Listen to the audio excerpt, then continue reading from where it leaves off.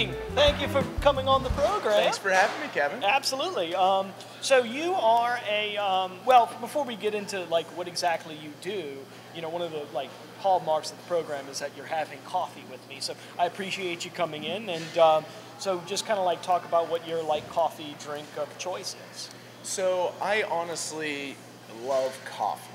I love all kinds of coffee. I love everything from... You've actually bought green bean for me before, and you've done your own roasting. Exactly, yeah. I pretty much roast all of my own coffee that I drink at home now. Cool. And, you know, and I set that rule so it keeps me roasted. Every 2 weeks, I'm doing a new batch. Yeah. But I love everything from like, you know, from like third wave, new light roast to truck stop coffee. And everything in between. Well, that's awesome because so many people get snobby about, well, it's you know, this is a single origin, and I know the guy that picked it, and it's so good, you know. Right. But like, which is super cool, you know, and I'm into that too. But right. also, I don't discriminate. I love to like walk into a truck stop, load it up with cream and sugar, and drink the hell out of it. And you see, one of the things that I like to do here is that, you know, no matter what, like some people love frozen.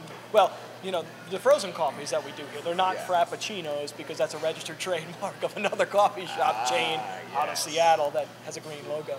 And, you know, so that's, you know, like, but we do our frozen coffee and people love that sort of thing, you know. But then we also have our pour overs, and, you know, you've had some of our green coffee as well. So, I mean, like, we kind of, it's cool because I understand what you're saying because I feel that way too. I go like across the whole spectrum. Yeah, well, you don't want to isolate people or alienate people with like this high-end coffee thing when really it's just about sitting around the table talking, enjoying a cup of joe, man. Exactly. Yeah. So you are a property developer full-time these days. Yes. I now have a property development company, and really what I do, I'm not a flipper, right? I basically, my goal is to provide really solid sort of mid-level and some low-income houses to like normal people that live in the neighborhood. You know, everything I own is in the neighborhood that I live in. So I have a vested interest who is living around me. Which is around the building, which is around here. It's around, yeah, actually. 7th Ward. St. Roch Market is like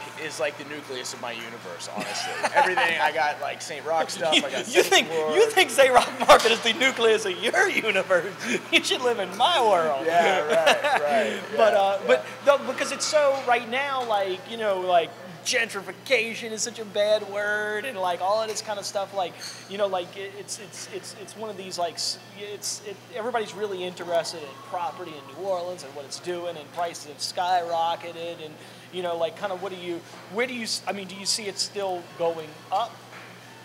Yeah, I mean, I think for a long time, New Orleans property prices have been equalizing with other major cities in the country. And now we're kind of there, and also there's still been a lot of recovery money. So, you know, we're going to see where it goes in the future. But we really need jobs, you know, and the economy has to be stimulated here. But the thing with, you know, gentrifying, most of the gentrification conversation is being driven by gentrifiers, you know, and people that are fairly new to the city. I find you know? that, absolutely. And you really need to understand the historical context of the areas you're talking about before you jump into that conversation. I'll tell people that all the time because especially like here, you know, this is St. Roch, but most of the people, I mean, we see mostly neighborhood people through that just love this place. And, you know, yes, tourists do come here, and that's great because it helps subsidize such a phenomenal phenomenal community thing. And yes, anybody that wants to, you know, I guess break the windows in this place, it's because it's people that are not from here. Absolutely. You know, that don't live here. You know? Yeah, and my first house was 2 blocks down St. Roch, and I still own a house 2 blocks that direction up St. Roch. And I sat and watched this building dilapidate over years. Yeah. And, you know, regardless of whether this is exactly what I wanted to be here or not, I'm just super happy this building is back in commerce, and I can come and enjoy the space. Yeah, and meet people and have coffee and all that kind of thing. So, you know, we can't talk property and we can't talk, you know, hot topic items without like throwing like the Airbnb thing out there. So you got a bunch of properties, you don't Airbnb stuff. Hopefully, I mean, I don't want to editorialize, so I'll let you editorialize. So, you know, I have like 35 rental units in the neighborhood basically, and I don't have a single Airbnb. Cool. And that's, like I said, I live in the neighborhood. I want neighbors. I want this to be a thriving, sustainable neighborhood. And tourists coming through, passing, you want to stay with friends, awesome, no problem. But, you know, it's really actually hurting renters more than anybody because it's driving up rental properties, rental prices, and then people are buying full properties and just Airbnbing them, taking rentals off the market, you know? So now people aren't living in the neighborhood. People don't have a place to live. Right. And that's a big concern to me. And, you know, and I think my key thing about developing real estate is, you know, most people are just afraid of making money. And they want to make the most amount of money that they can, and they're afraid of not succeeding. Yeah. Right? But once you get some experience in this game, you realize, okay, yeah, I can buy a house, I can flip it, I can make money, I can rent, I can make the money that I need to, I can make the note. But what you need to remember is, you know, you don't have to do everything as high-end as possible. You know, I try and have mid-level things, and I have low-income units because I could rent them for more. But these are the people that I want to be around. I want to live next to. I want to have in the neighborhood, and I want to make sure they have good quality places to live. And you can do that and be successful in business. Yeah, well, that's excellent, and that's definitely something that, you know, I mean, because I always consider myself a people guy first and a coffee guy second, you know, and so, but, and it does, I like to come in here and have coffee in the morning. That's why I'm sitting here with you, and I enjoy, like, seeing the same faces. Hey, how's it going?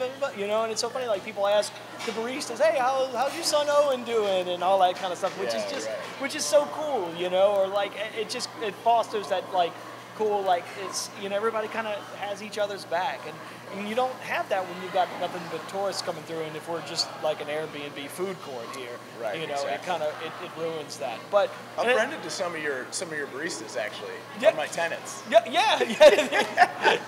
Which so is, you know, we're all in this neighborhood. We're just all mixed together. We're all interconnected. Right, for sure. And you're coming here buying coffee. It helps them have a job, and it's all interconnected. Exactly. Well, thank you so much. You do a great service for the neighborhood, and I appreciate everything so that you do. Well, thank you, man.